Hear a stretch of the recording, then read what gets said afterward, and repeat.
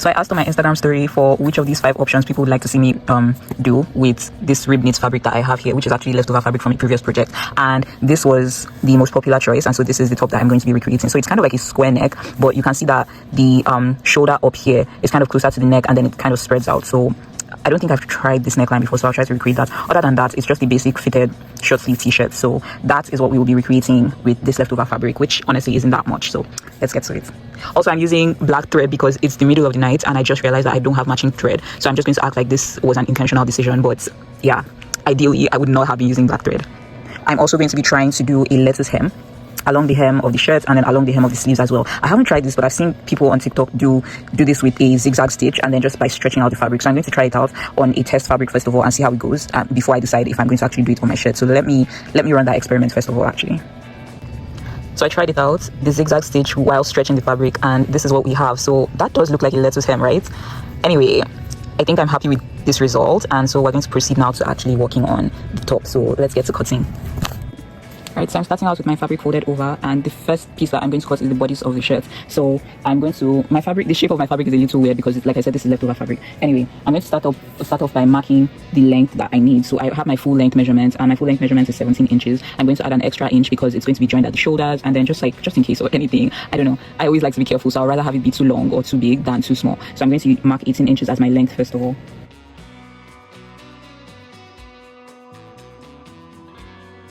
Next up, I'm going to come up here and I'm going to mark my neckline. So for the width of the neck, I'm going to go for 3 3/4 inches, and then I'm going to mark that.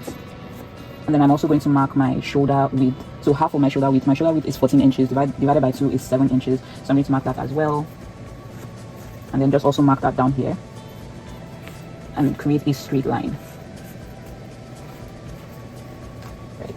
And then for the depth of my neck, this is the back piece, by the way. So for the depth, it's not too deep. It's just a regular neckline at the back, and so I'm just going to go with 1.5 inches, and then I'm going to create that curve.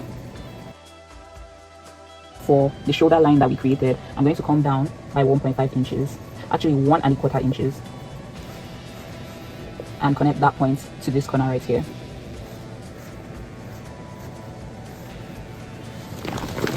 And now from that line that we created, I'm going to come down by 8 inches, which is my armhole measurement. You can get your armhole measurement by dividing your bust by 6 and then adding 1.5 inches.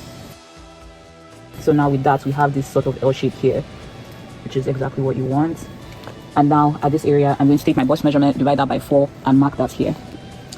And because this is stretchy fabric, I'm really not, for the horizontal measurements like this one that I'm marking right now, I'm really not adding much sewing allowance. I just added 1/4 inch just to be safe, but typically you can just use your actual measurements, or you can actually take out maybe 1/2 inch to 1 inch out of your actual measurements when marking it, because especially if you're going for a fitted look, which is what I'm going for with this top. If you're going for a more baggy look, then you're definitely adding your sewing allowance, right? And so I'm also going to find where the waistline is. So basically shoulder to waist, I'm going to mark that, and then on that line I'm going to use my waist measurement divided by 4. And then at this point, I would also use the circumference of wherever the hem of my shirt is hitting, and I'm going to divide that by 4 as well. Or alternatively, you could take what you have up here and also use that here, because I really want that like curved line on the side seam. So now that I have those 3 points marked, I'm just going to connect them. And also at this sharp corner right here, I'm just going to soften that curve at the corner. Soften that sharp corner with a curve. And yeah, so basically this is what the back looks like. I'm going to pin it all down now, and then I'm going to cut it out.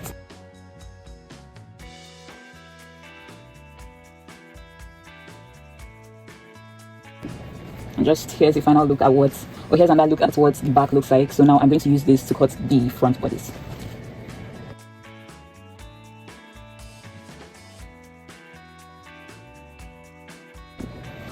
So now we have our back and our front pieces. So I'm going to take off the back. I'm going to separate them because it's primarily the difference between the front and the back is the neckline. So as you can see, I didn't cut the neckline of the front because I'm not trying to copy the same thing that we did on the back. So I'm just going to peel this over here, and then I'm going to come here, and then I'm going to actually mark the depth for the neckline of the front, which for me, I measured, and I think 7 inches is fine for what I'm going for.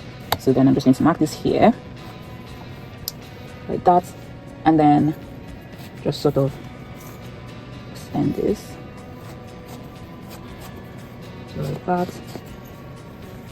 and then come back to the shoulder area.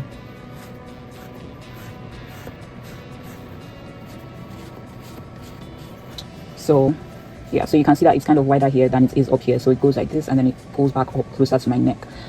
So then I'm just going to cut this out,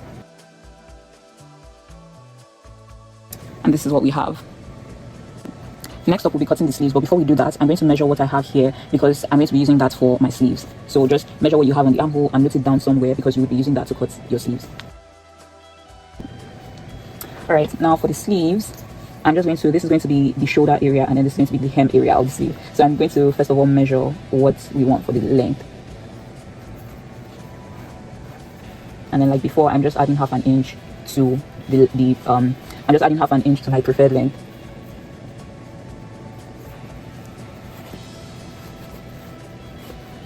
Alright, and then up here I'm going to create a curved line.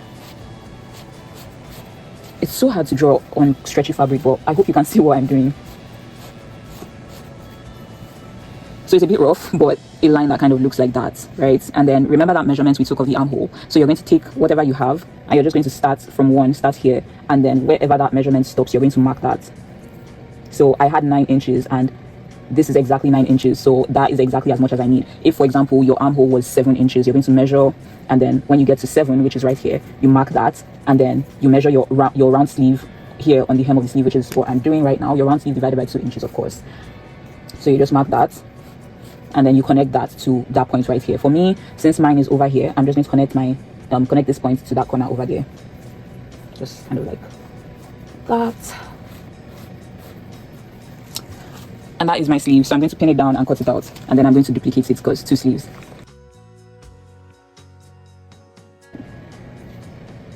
Here's what my sleeve looks like. I just wanted to show you before going ahead to cut the second one. Alright, so now that we've cut the bodice and the sleeves, I have the rest of my fabric folded over here, and I'm just going to create a strip of fabric which I'm going to use to finish the neckline. I'm a bit concerned about this. I hope this is long enough, but it looks like it would be. I won't be able to tell 100% until I join the shoulders together and actually see the neckline. But then either way, this is what I have, given that I'm working with scraps of fabric here. But if you're working with, like, you actually got fabric for this, or you have more fabric with you, then you should join the shoulders of your bodice and then measure what you have around the neckline, and then you take that, add about an inch to that, and then you create your strip of fabric which is going to sort of act as a bias binding for the neckline. So for the width of this, I'm thinking I would just do 2 2¼ inches or 2 inches. I feel like 2 inches is fine, but I'm just going to throw in a quarter just in case. So I'm going to use 2¼ inches, and then I'm just going to cut a strip that just goes all the way like that, and we will be hoping for the best. So let's get to that.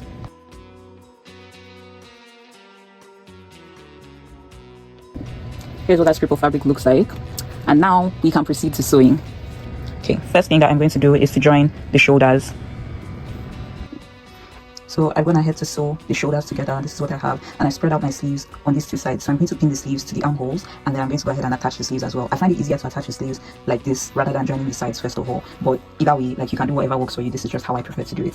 So let me go ahead and pin my sleeves together.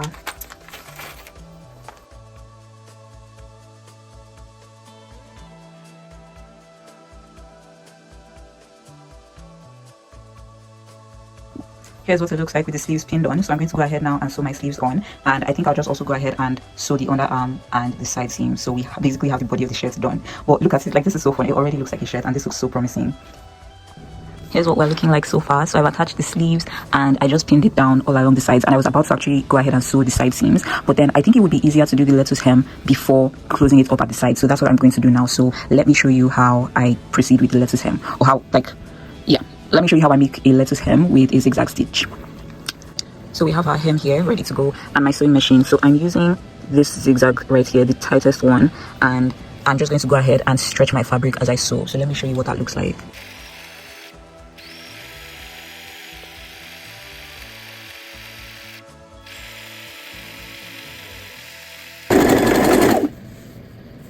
And this is what it looks like. So we're looking good so far.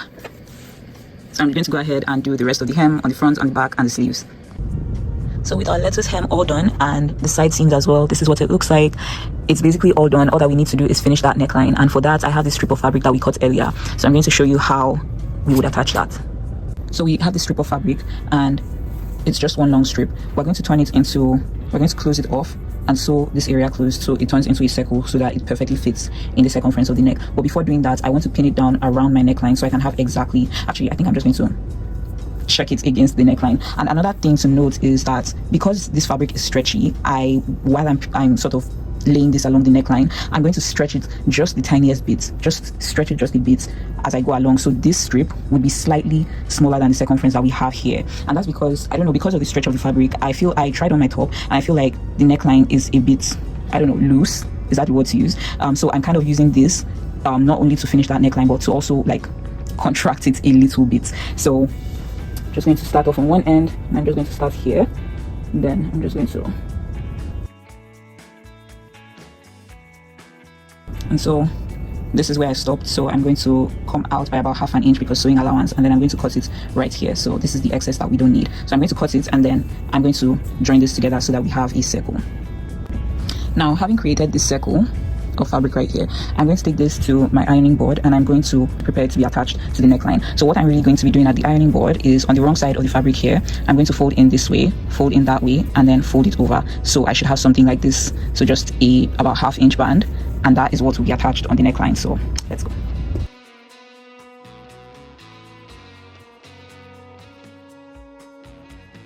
I had to pin my fabric together because as I was pressing it, it just wasn't laying flat. But anyway, this is what it looks like. So this is exactly what I need it to look like. I'm going to go ahead and carefully pin it to the neckline of my shirt, and then I will go ahead and sew it down.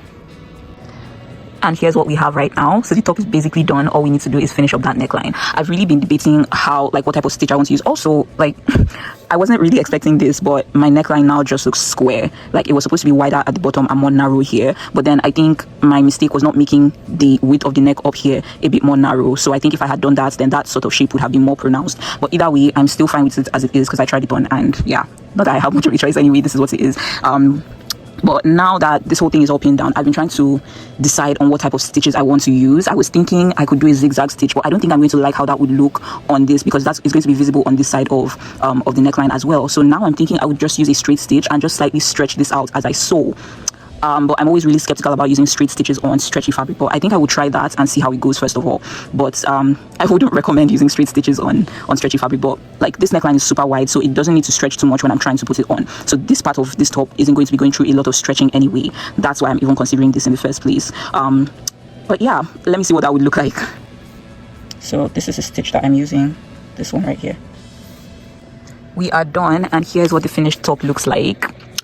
So as you can see, the stitch that I used, it's not perfectly aligned. You can see here and here where I sort of, strayed a little bit, even here, and it's so obvious because I used black thread. So honestly, I think later on I would have to redo this in gray thread, but other than that, this is fine. I really love how the lettuce hem turned out. This was my first time and I was really nervous about it, so I'm glad that it turned out really good. For this neckline, honestly, my piece of advice would be to really take your time and be patient with this, because I got a little frustrated and just impatient because this isn't so bad, and then we get here and I sort of strayed a bit, and then from there it was just a mess. So I would most likely do this later on when I get some gray thread and take my time and sit down and actually properly execute. But for now, this would have to do. So I'm going to try on the shirt so you can see what it looks like, and we're basically done here. Let me know if you have any questions in the comment section, and let's try this on. And here's the finished top on me. Here it is. Okay, but yeah, this is what the top looks like. I really like it. It's just a cute, simple top, and the lettuce hem really, that really is the style of the show, and I think I like that. Least favorite part, the neckline and just how I botched it, but it's not unredeemable. But anyway, favorite part, lettuce hem, and then we have it.